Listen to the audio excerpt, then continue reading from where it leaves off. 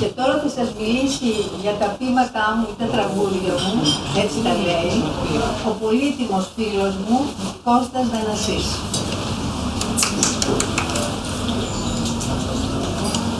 Καλησπέρα σας.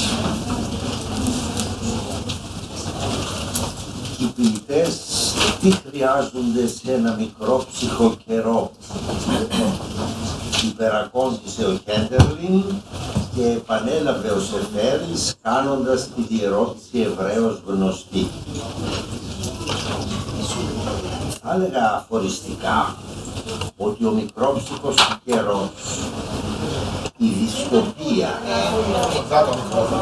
δυστοπία είναι η προϋπόθεση που γεννά την ανάγκη να καλέσει ποιητή.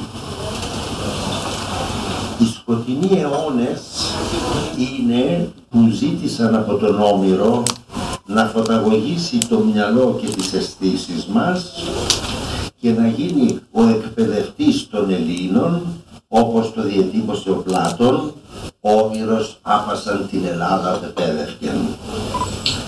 Άλλοι σκιώδες αιώνες τα ίδια.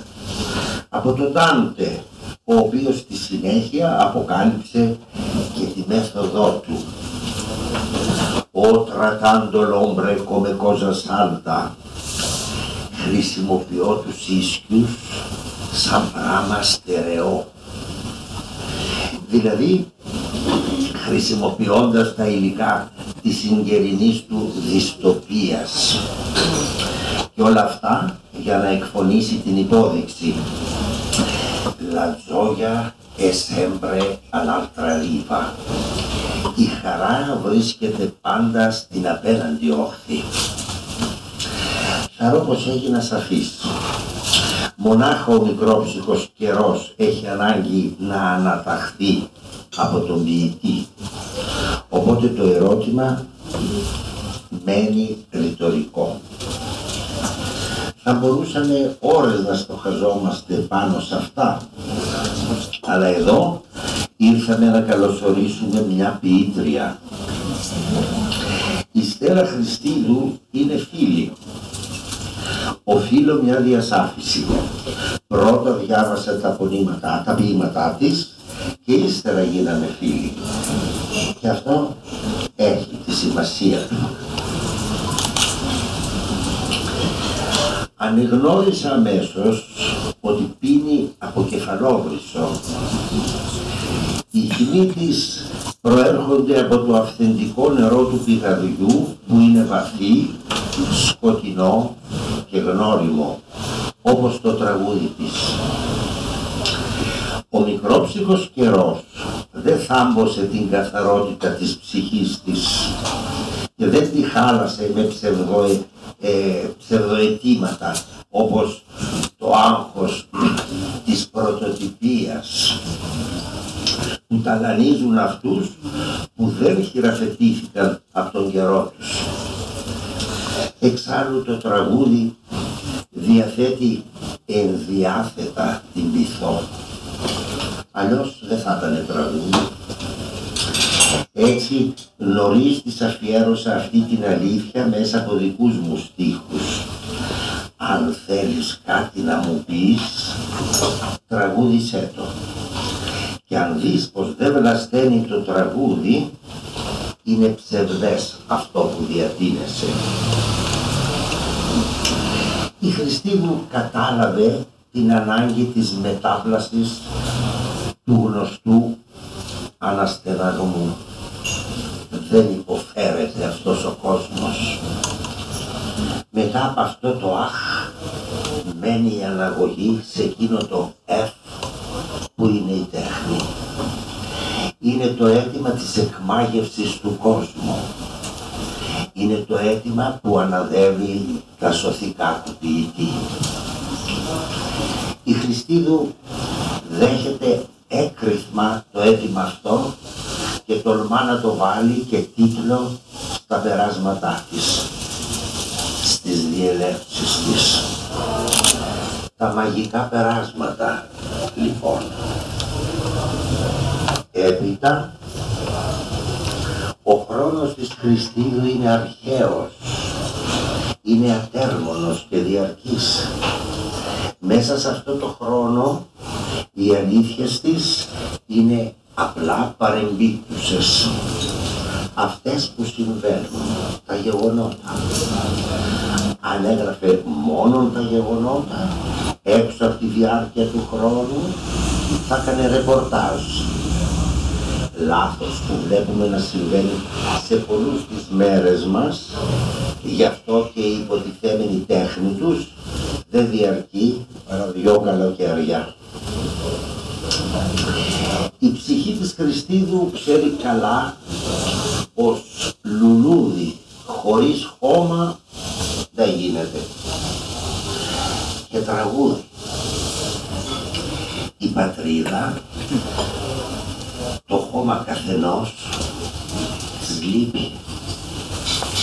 Ήδη από το πρώτο ποίημα με τον ενδεικτικό τίτλο «Καιρού έργων» αναγγέλει την εμβάπτιση των συναισθημάτων της στον ιστορικό χρόνο. Είναι η περιπλάνηση, λέει, μέσα στο αναπάντεχο που έχει φυλάξει η έκπληξη, τη μεταμόρφωση αυτών που ο άγρυπνος καιρός με ρίμνησε για σένα παρά τη θέλησή σου. Είναι η Σμύρνη που αναλήφθηκε και δημιούργει πατρίδα σε ανέρεση και όλα αυτά παρά τη θέλησή σου. Και αμέσως μετά οντολογεί στο ποίημα, το ποίημα πώς είναι. Πώς είναι να αγγίξεις το αδύνατο με ένα βλέμμα που γυρίζει προς τα πίσω για να κοιτάξεις ότι δεν μπορείς να δεις και να ακούσεις ότι χάθηκε μες στη σιωπή του κόσμου. Να καταλάβω τι είναι αυτό που γίνεται, αυτή τη μοίρα που μου είναι ξένη. Ύστερα έρχεται η εκμάγευση με την αφοριστική διατύπωση. Δύσκολα και επικίνδυνα τα μαγικά περάσματα.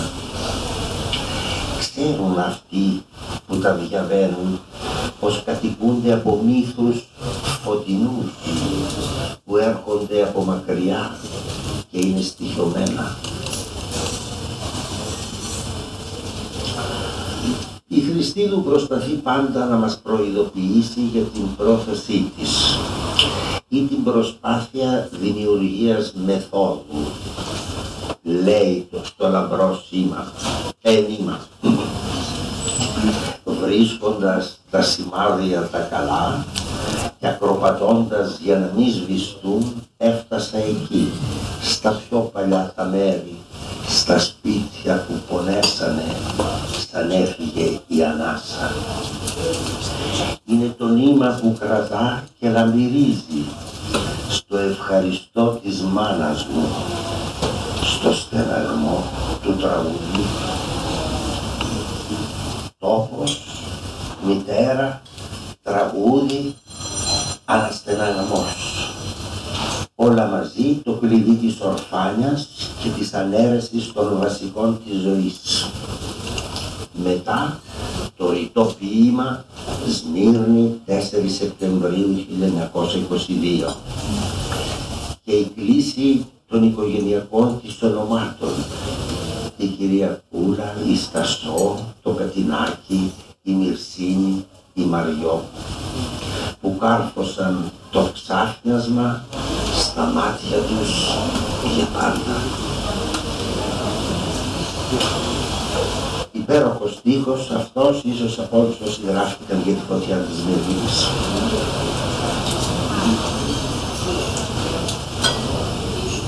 Όπως η φύση η δίβουλη, πανσέδες ή πεταλούδες.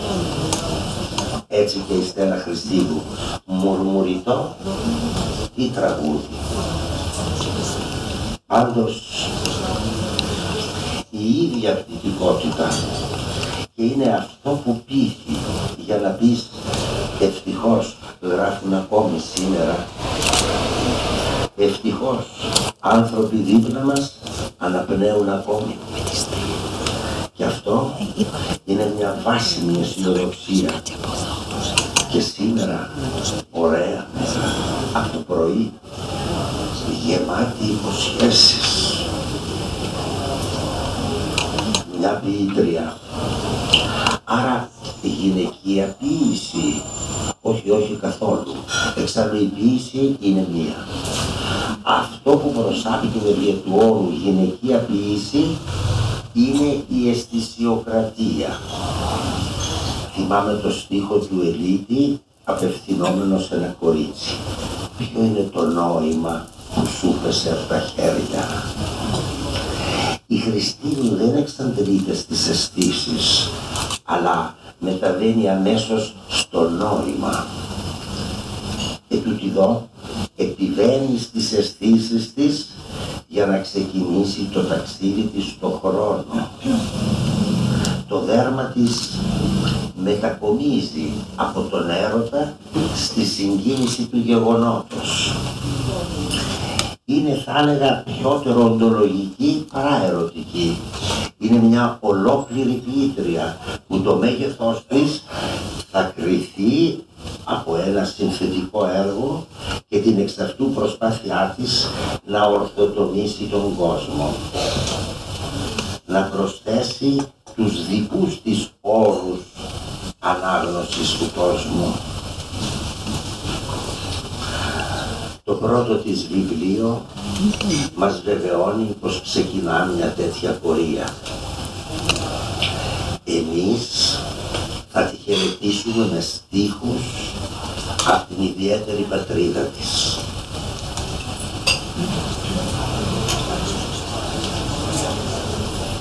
Το γιαστριμί στην πόρτα σου άνθησε και παρέσει. Ευχαριστούμε.